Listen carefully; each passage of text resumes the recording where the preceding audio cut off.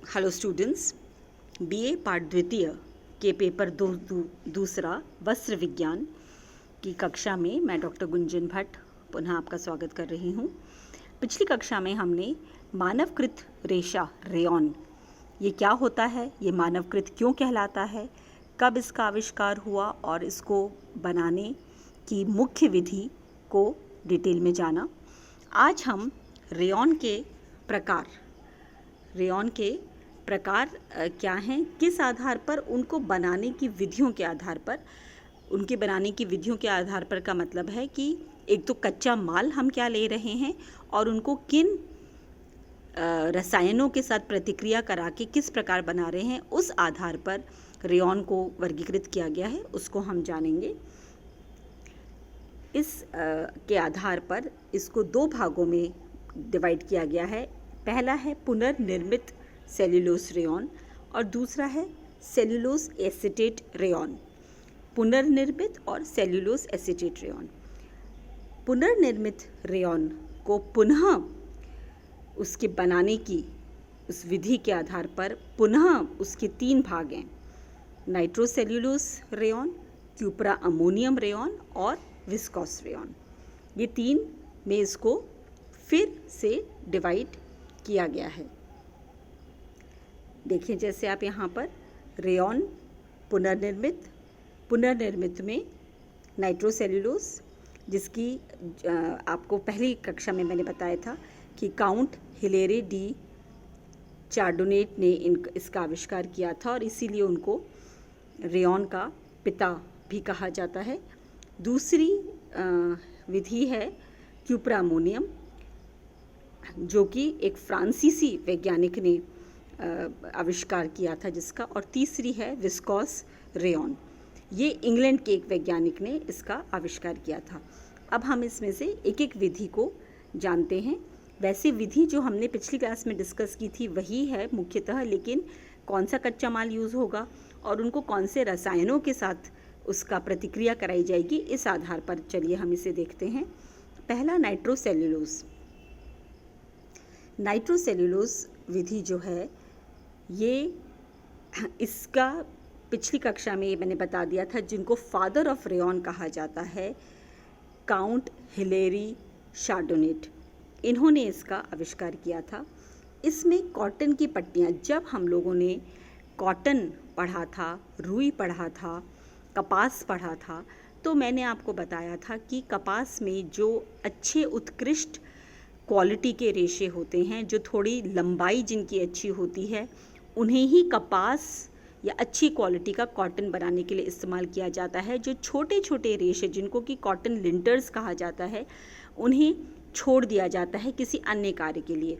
अब वो अन्य कार्य में बहुत सारे हैं, उनमें से एक अन्य कार्य ये भी है, रेयॉन बनाना। तो इस विधि में रुई की पट्टियों को पहले इसमें नाइट्रिक अम्ल, नाइट्रिक एसिड और सल्फ्यूरिक एसिड के बहुत डाइल्यूटेड घोल के साथ इनकी प्रतिक्रिया कराई जाती है, जिसके फलस्वरूप ये जो कॉटन लिंटर्स हैं ये गल जाते हैं, ये पिघल जाते हैं और एक घोल तैयार हो जाता है। उस घोल को पुनः अल्कोहल और ईथर के साथ प्रतिक्रिया कराई जाती है, जिससे वो घोल थोड़ा गाढ़ा हो जाता है। इस गाढ़े घोल को कोलॉइडल सॉल्यूशन भी कहा जाता है। अब इस सॉल्यूशन को स्पिनरेट के माध्यम से, स्पिनरेट का मैं आपको पहले एक चित्र दिखा चुकी हूँ। स्पिनरेट बताया था, प्लेटिनियम का बना हुआ एक औजार होता है जिसमें पतले पतले बारीक छेद होते हैं। तो स्पिनरेट के थ्रू उनको छिद्रों से उनको गुजारा जाता है, जिससे कि ये अल्कोहल और ईथर, आप जानते हैं, ये हमेशा ये वाष्पीकृत होता है। खुले में अगर इसको रखा जाए तो ये उड़ जाता है, इवेपोरेट हो जाता है। तो ये दो चीज़ें तो इवेपोरेट हो जाती हैं और हम जब ये सूख जाता है तो हमें एक अविरल लंबाई का रेयॉन रेशा प्राप्त होता है। तो ये वाली विधि है नाइट्रोसेल्यूलोज विधि। लेकिन मैं यहाँ पे आपको ऐड करना चाहूँगी कि ये विधि आधुनिक समय में अब ज़्यादा इस्तेमाल नहीं की जा रही है। कारण ये है कि ये एक तो महंगी होती है और इस कारण इसका इस वक्त इस्तेमाल नहीं किया जाता। ये आपने जैसे कि देखा कि 1884 के समय के वो है। तो अब जैसे जैसे टेक्नोलॉजी बढ़ी है, बहुत सारी चीज़ें हमने नई सीख ली, तो आज की तारीख में ये विधि इस्तेमाल नहीं होती है। आगे देखते हैं। दूसरा है क्यूप्रा अमोनियम विधि द्वारा इसका निर्माण। इसमें भी कॉटन लिंटर्स का प्रयोग होता है, रुई की पट्टियों का प्रयोग होता है। उनको सोडा ऐश और सोडियम हाइड्रोक्साइड में, सोडा ऐश तथा सोडियम हाइड्रोक्साइड में उबाल करके उसके साथ में क्लोरीन के साथ में ब्लीच कर दिया जाता है कॉटन की पट्टियों को। और फिर इनको जब ये सूख जाती हैं ये पट्टियाँ, उसके बाद इनको कॉपर सल्फाइड और अमोनियम हाइड्रोक्साइड के घोल में डाल दिया जाता है, जिससे ये धीरे धीरे उसमें और ज़्यादा घुल जाती हैं। इससे एक अगेन गाढ़ा और एक कोलोडियल सॉल्यूशन हमें प्राप्त हो जाता है। अब यहाँ पे थोड़ा सा फ़र्क है। जब हमने पिछला वाला पढ़ा था नाइट्रोसोल्यूलोज, तो हमने पढ़ा था कि उसको स्पिनरेट के बहुत बारीक छेदों से गुजारा जाता है। उस प्रक्रिया के विपरीत इस प्रक्रिया में आप देखेंगे कि इसको स्पिनरेट के मोटे व्यास वाले छेदों से गुजारा जाता है, जिसका व्यास मोटा होता है। इससे हमें एक मोटा धागा प्राप्त होता है और फिर इस मोटे धागे को खींचकर लंबा किया जाता है और ये प्रतिक्रिया के लिए कोन शेप्ड बर्तन लिया जाता है। शीशे का शंकुकार कोन शेप बर्तन लिया जाता है और ये जो प्रक्रिया है धागे को खींच के लंबा करने की, ये एक नियंत्रित ताप में और ठंडा जल प्रवाहित किया जाता है उसमें उस समय में इसको खींचा जाता है, वरना वो टूट सकता है। उस समय इसको निकाला जाता है। उसके बाद अभी ये प्रक्रिया ख़त्म नहीं हुई, उसके बाद फिर इन्हें बहुत ही डाइल्यूट सल्फ्यूरिक एसिड के घोल से धोया जाता है। उससे क्या होता है कि जो शुरू में कॉपर, यहाँ पे आपने बताया कॉपर ऑक्साइड और अमोनियम हाइड्रोक्साइड, तो इसका जो कॉपर और अमोनियम का यदि कोई अवशेष रह गया होता है तो वो घुल जाता है और हमें एक ठोस सफ़ेद स्वच्छ धागा प्राप्त हो जाता है, जिस धागे को लपेट लिया जाता है और आगे के वस्त्र निर्माण के कार्य में इस्तेमाल किया जाता है।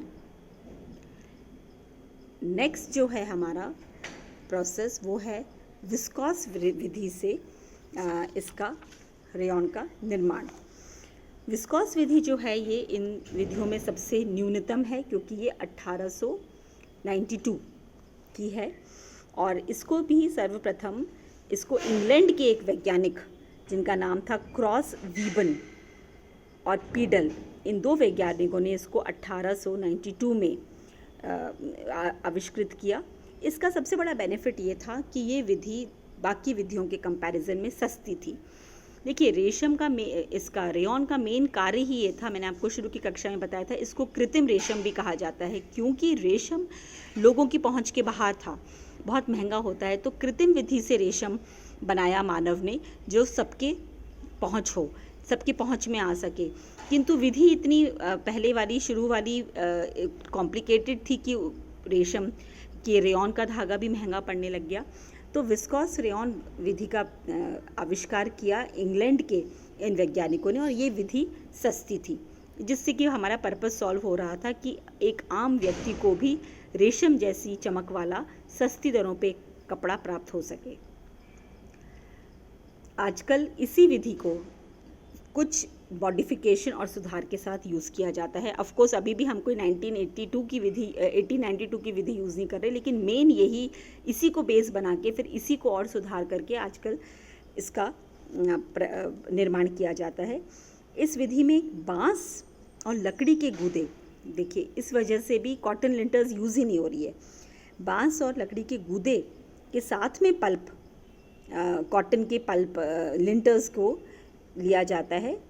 कॉटन लिंटर्स बहुत कम यूज़ कर रहे हैं और लकड़ी का और बांस का गूदा हम यूज़ कर रहे हैं ज़्यादा, और उनको फिर एक चादर की शेप में तैयार कर लिया जाता है और इस चादर को सोडियम हाइड्रोक्साइड NaOH के हल्के घोल में डुबो करके और 2-3 दिन तक छोड़ दिया जाता है। इसका तापमान और एक पर्टिकुलर दाब प्रेशर और टेम्परेचर दोनों को ही रेगुलेट किया जाता है।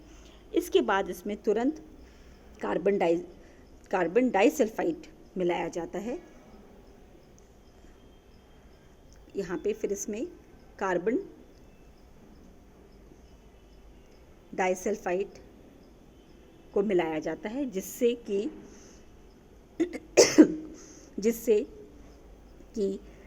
ज़ेंथेट सेल्यूलोज में बदल देता है। यानी कि सेल्यूलोज तो बांस और लकड़ी की लुगदी और कॉटन की पट्टियाँ हैं, तो क्या है वो सेल्यूलोज है। उसका जब हमने NaOH के साथ में उसको डुबो के रखा और फिर जब उसमें कार्बन डाइसल्फाइड मिलाया तो उससे ज़ेंथेट सेल्यूलोज में उसको परिवर्तित हो गया ये घोल, और इसके पश्चात यह छोटे टुकड़ों में रहती है। इन टुकड़ों को पुनः इसके पश्चात भी क्या होता है, वो पूरी तरह से घुलता नहीं है और छोटे छोटे टुकड़े रह जाते हैं।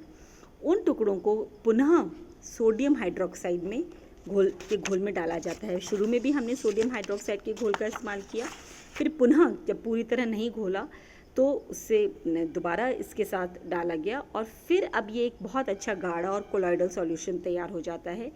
इसको यहाँ पे इस स्टेप पे इसको छान दिया जाता है, जिससे कि कुछ अशुद्धियाँ यदि हैं, क्योंकि बांस की लुगदी का इस्तेमाल हुआ है, लकड़ी की लुगदी का इस्तेमाल हुआ है, तो कुछ अशुद्धियाँ रहने की गुंजाइश अगर है तो वो भी हटा दी जाती है। और फिर इस छने हुए घोल को स्पिनरेट के छिद्रों से होकर गुजारा जाता है, और जब ये सूख जाते हैं तो सूखने के बाद ये कड़े हो जाते हैं और एक अविरल लंबाई का रेशा हमें प्राप्त होता है, जो कि अत्यंत खूबसूरत होता है, चमक लिए हुए होता है, और इसमें वे सभी खूबसूरती मौजूद होती हैं जो किसी रेशम के धागे में या रेशम के रेशे में हमें मिलती हैं और सस्ती दर पे मिल जाती हैं। तो ये जो 3 हमने विधियां करी, विस्कॉस विधि, क्यूप्रिया अमोनियम विधि और नाइट्रोसेल्यूलोज विधि, ये तीनों विधियां रेयॉन, कौन से वाले रेयॉन के लिए थी, आपको ध्यान होगा, पुनर्निर्मित रेयॉन, सेल्यूलोज रेयॉन, पुनर्निर्मित सेल्यूलोज रेयॉन की ये 3 विधियां हमने देखी। अब सेल्यूलोज एसीटेट रेयॉन बनाने की क्या विधि है, ये हम अपनी अगली कक्षा में करेंगे। तो नेक्स्ट क्लास में हम सेल्यूलोज एसीटेट रेयॉन बनाने की विधि प्लस रेयॉन की क्या प्रॉपर्टीज़ हैं, इसको हम डिटेल में देखेंगे। Thank you.